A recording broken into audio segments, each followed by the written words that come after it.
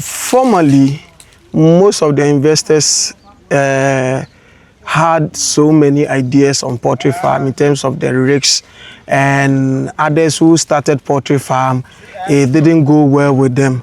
But through the programs like the Ghanaian Farmer and others, we have been able to showcase that the poultry farming is a very lucrative business. It's also doable. We can do it, and also the consumption of eggs also has increased in Ghana.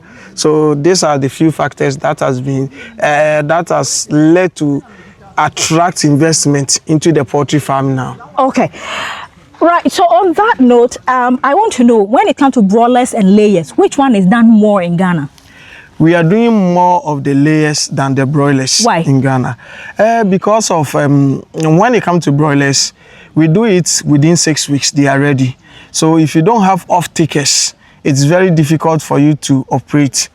And for the broilers, we have to, grow them, slaughter them, package them for the factories or for the restaurant and other hotels. So it needs some investment into it. Then too, the prices of the broiler, the local one versus the imported one. The imported one are very cheaper than the local. And the reason is simply because of cost of production. Our cost of production, from electricity to the feed to everything, is expensive. So the cost of importing the broiler to Ghana compared to the local one we do is there's a wide difference. So people intend to go for the cheaper one, which is the imported one. So broiler business in Ghana is not booming. Okay. But for the eggs, we are 100% sure that when he produces the eggs, he can sell. So market availability makes us do more of the layers than the broilers. Right. Yeah. But when it comes to startups, like Sandra, for instance, she kept contemplating, and then I'll say, I'll do 5,000. Tomorrow she said, no, let me do 2,005. The next day when she looked at the budget, she said 1,000. For a startup, what do you recommend is the standard number of birds to start with?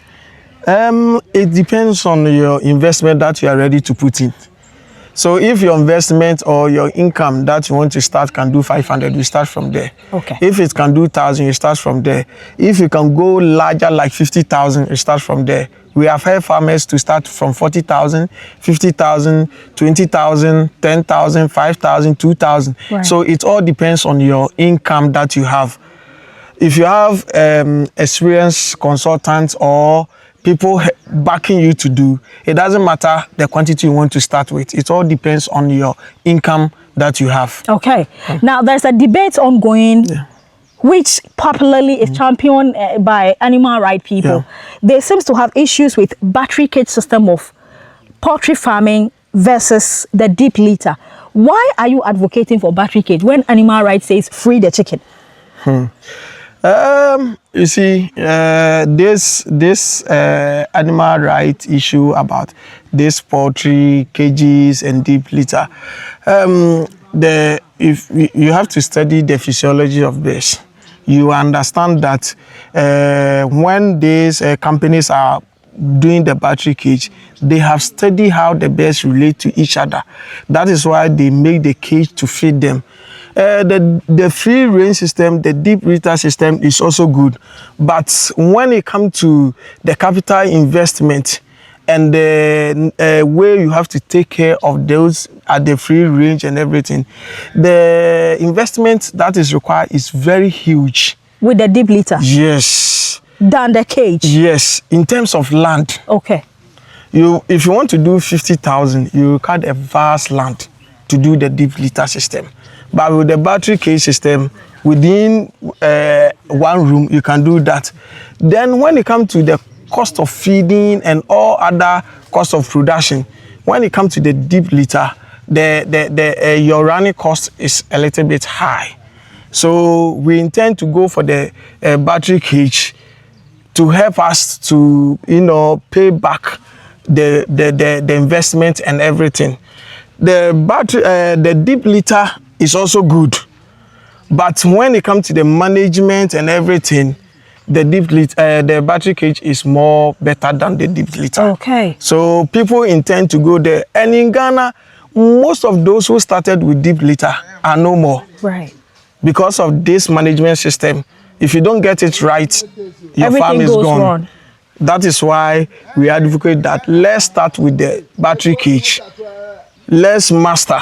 When we get to the level that we want to now move to this open field and open system or the deep litter system, right, then we go. Okay. But now, I think the battery cage system is more economical okay, for the start.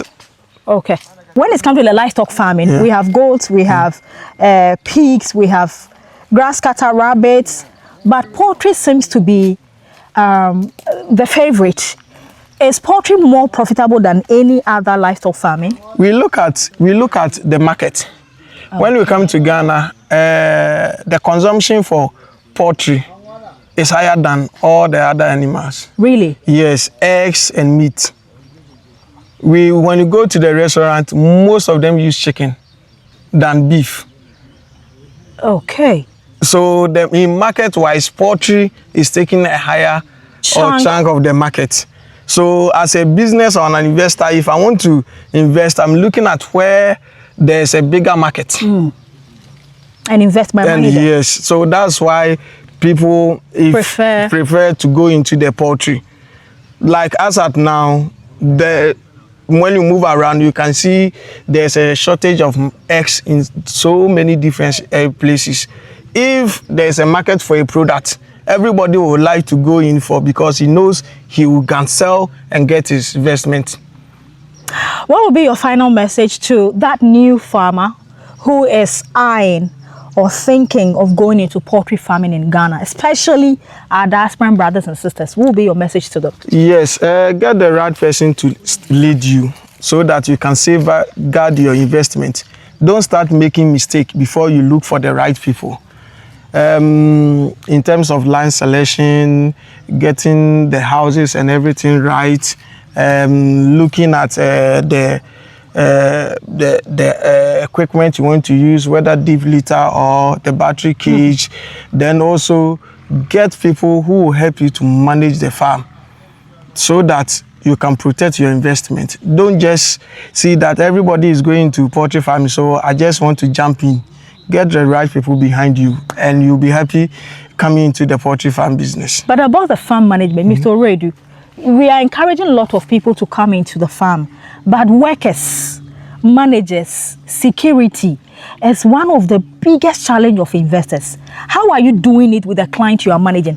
How are you doing it? How are you handling it? So what I do is I normally recruit people and train them for my farm. Okay. Yeah, so what I do sometimes in national service, then they will work with me for a year, but then they have learned my processes so that when they go to manage a farm, they will be able.